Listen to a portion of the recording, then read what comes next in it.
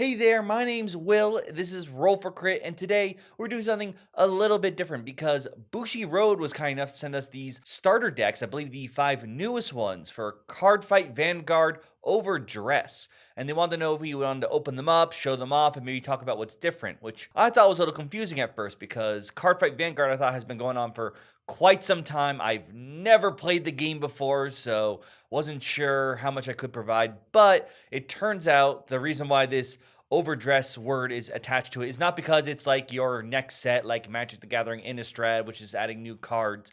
It's actually a bit more of a reboot. The overdress is actually going to be sort of a soft reboot here, not like full on like the Digimon card game. They're now going to actually have some new rules here, which I'll go over in a little bit, but it will allow you to start fresh from here. There's going to change up the tournament scene, so now you have to use the overdress for the standard format, but they're also going to have tournaments for the old format, the Vanguard, or they're apparently going to have a crazy one where you can mix everything. Now, we're going to focus just on overdress because, like I said, I have no experience with any of the previous cards. This is sort of a new reboot, so better place for someone like me to take a look at these things. And I thought I'd open them up, we'll look through, see what it says, and while at it, I'll probably explain what's actually different. As you can see, we have 5 decks here, each one attached not only to a character from the show, but also one of the nations. If I read correctly, in the previous game, there were clans, and now they have become nations. I think that would be the equivalent of your colors or your groups in other card games. And right now, there are only the 5 decks. I believe there are 6 actual nations, with the 6th deck coming out later in September. My guess is it's related to the show, and that person won't be revealing their deck until that time comes. So we're going to be looking at just these 5, and hopefully that will be enough to get you started. We're starting off with starter deck 1, which is going to what I can only guess is the protagonist, Yu Yu Kondo, and the Holy Dragon deck. I'm guessing protagonist because number 1, starter deck 1, it's got to probably go to the protagonist, and 2, dragons. I mean, how could the protagonist not be using dragons? They're cool. Now, by look at this picture, I'm guessing he's actually more of the kinder guy. Usually something with the fire dragon empire, expect more of a hot-blooded, more of act first, ask questions later kind of person. But this face acts like someone who's maybe a bit more caring. Definitely probably the type of protagonist I tend to like. So let's open this up.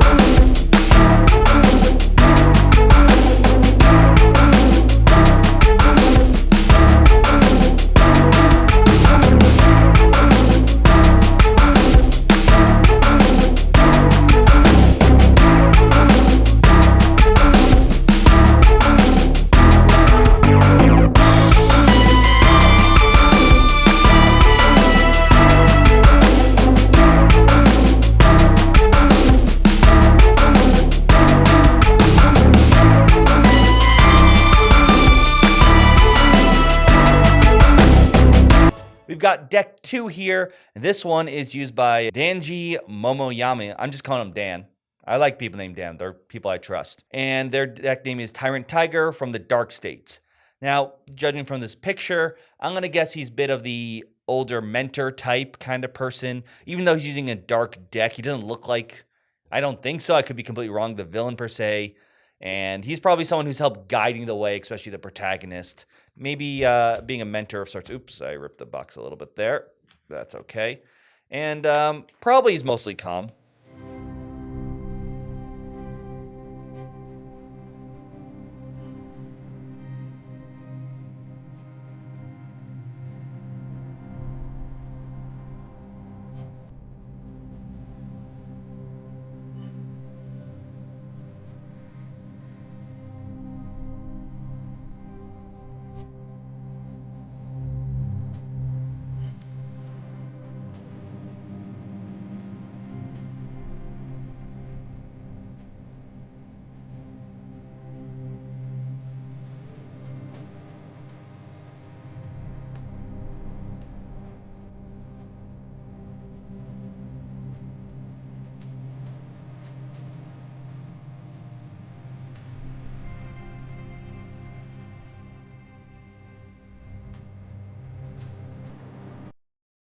All right, we've got Star Deck 3 here, Toya Ibata. This guy looks like he's the kind of person who's very prideful.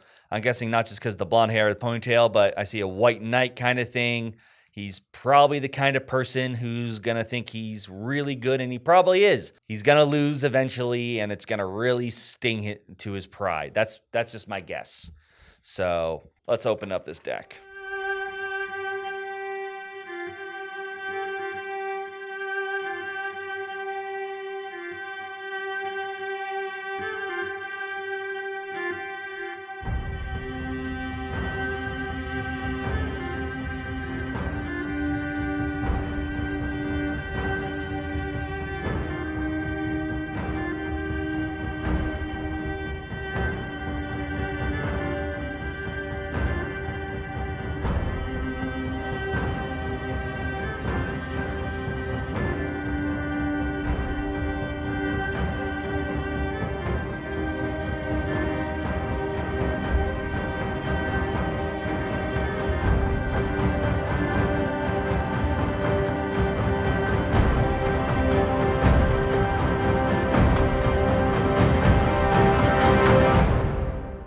Number 4 is going to the Star Deck 4 of Megumi Okura, and it is the Sylvan King from Stoichia.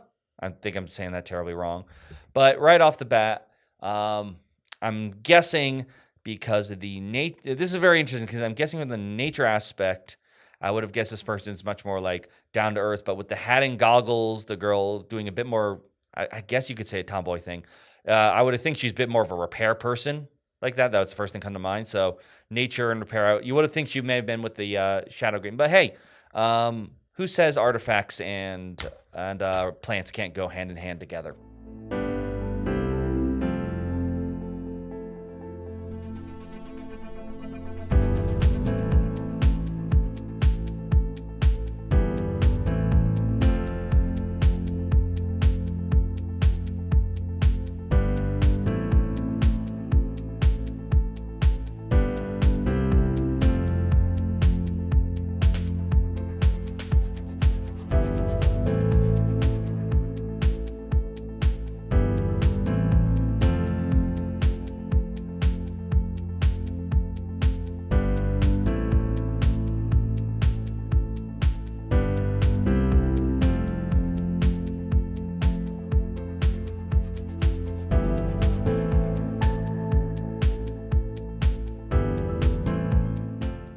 We've got one deck left.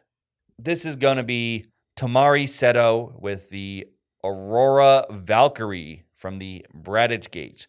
Now, I'm seeing a police officer motif, and I want to say just the hair. I don't know. I'm getting a bit of an airhead vibe, but at the same time, could be one of those people that looks like it, but is actually like just the rules lawyer. I'm guessing because of the police officer thing too, she's going to actually be very much more knowledgeable on technical card specifics or something. And like, well, technically this card does this or interacts this way. So she might know more than what people expect from her.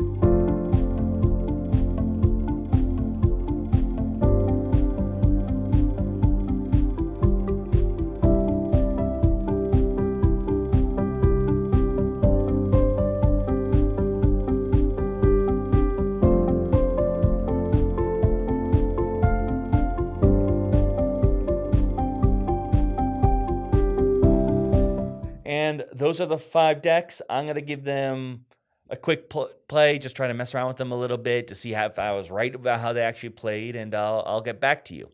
All right, I've returned and messed around with each deck, playing them back and forth. As you can see, it took a little bit of time, hence new shirt. It's not been recording right after the previous thing. And I'm thinking I'm just going to go over my thoughts on each deck as well as what seem to be the differences from what I can tell. As you can see here, we have one of the basic folding playmats that come with each deck. So regardless of which one you buy, they're going to look the same. There isn't one thematic for whatever the deck is. Now, I'm going to go over what is probably the biggest and I think the most important change they've made, and that's this ride deck.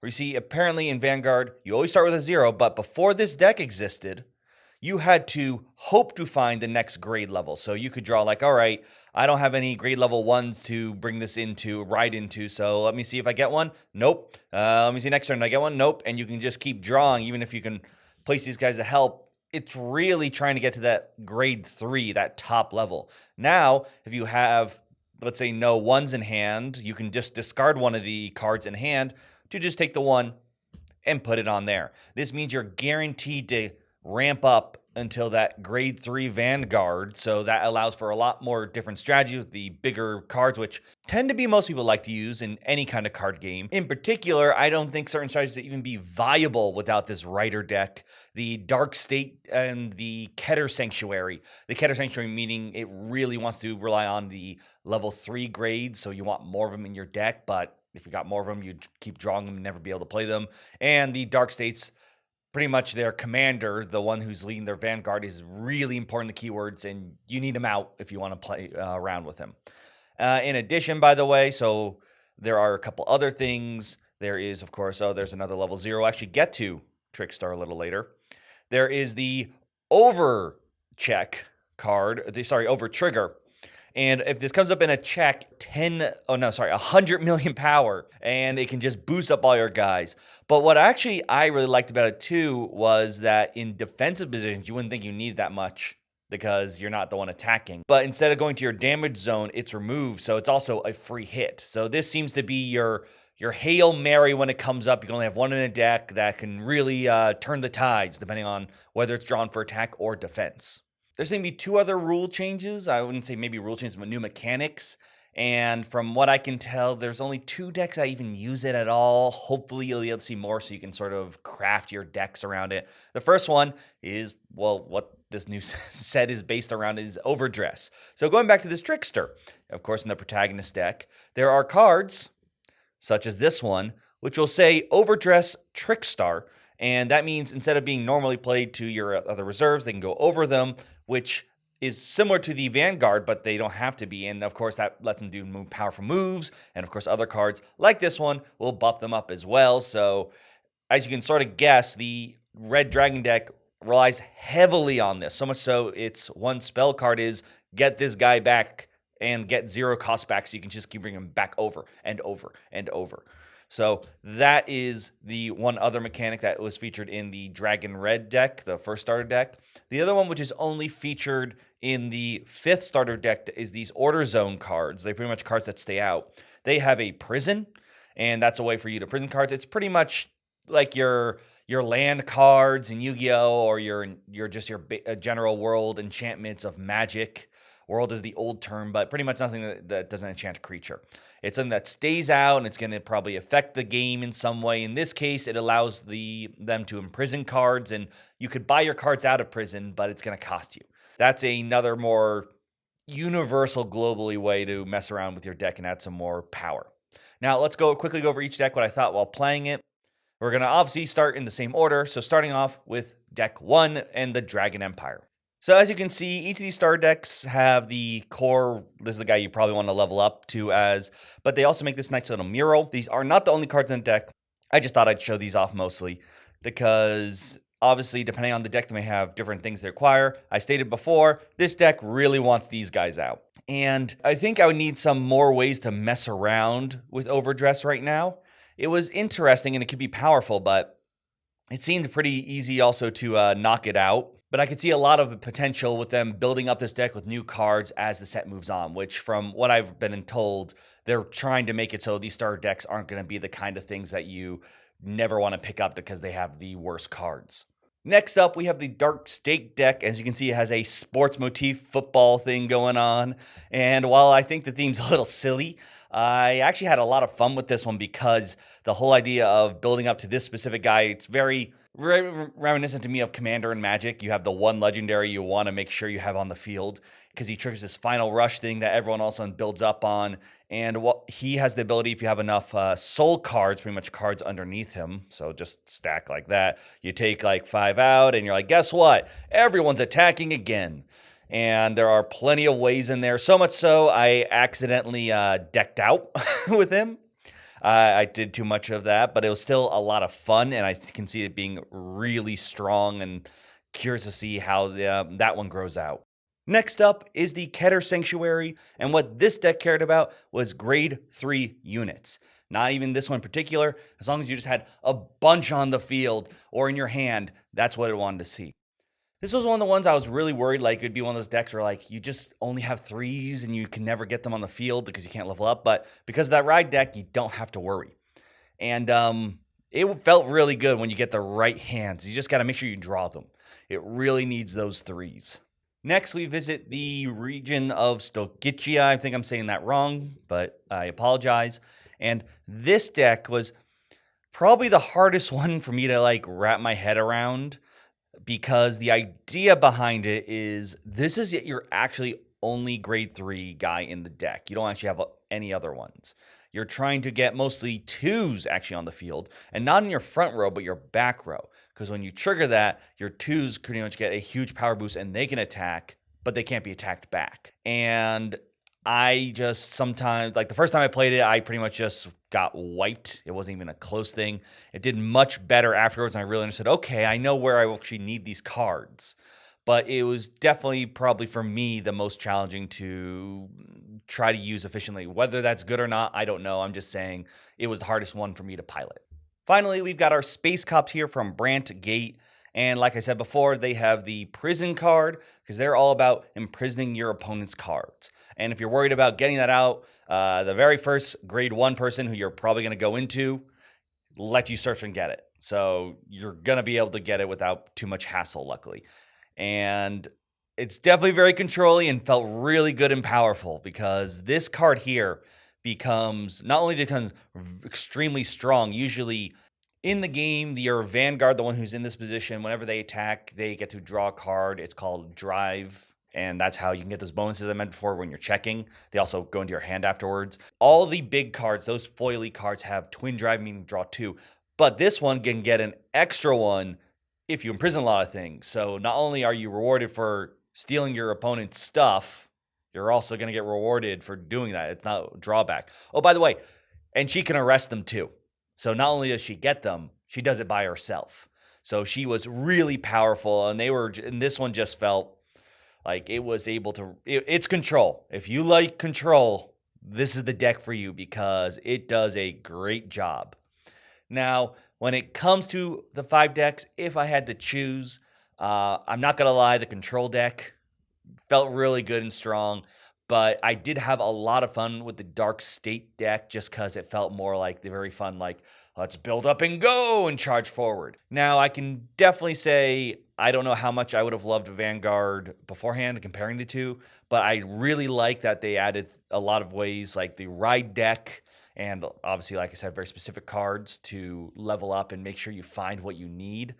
But it still has that crazy 100 million power thing when you want to have just that silly like, well, here goes nothing, and boom, you get the card that you need, and that turns the entire game around.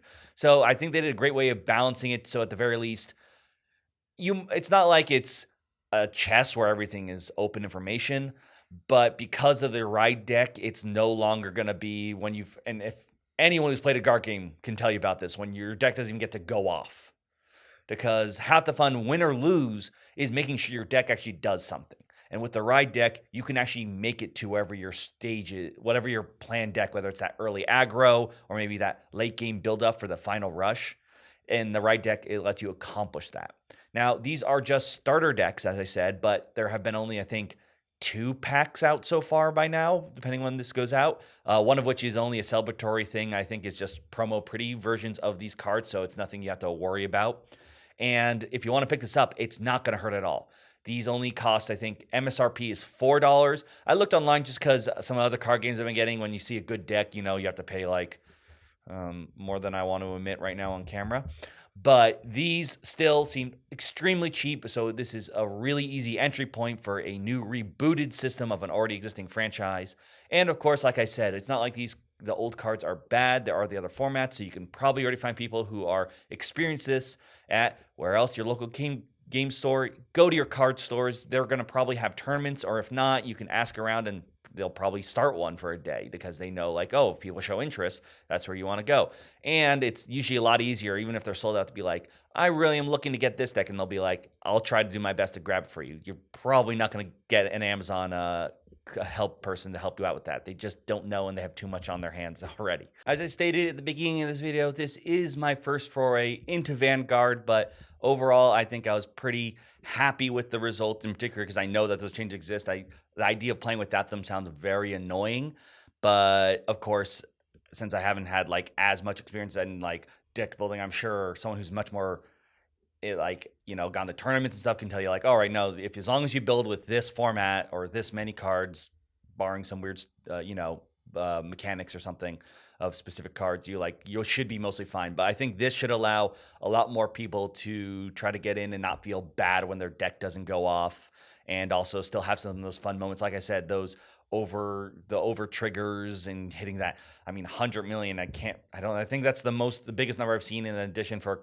any kind of card game that isn't technically an infinite loop. So if you like big numbers, but you actually want maybe a bit more structure, and hopefully that you don't either get your whatever terrible keyword of previous card games you've played before, of whether it's being flooded with too much energy or not getting enough, maybe this is one you want to check out. Like I said, it's for a very cheap price to get any of these starter decks, and they seem pretty fun. Go to your local game store to check them out. And if you do play, let me know what your thoughts on these are and what I got right or wrong, because there's always something, especially when you're learning these things.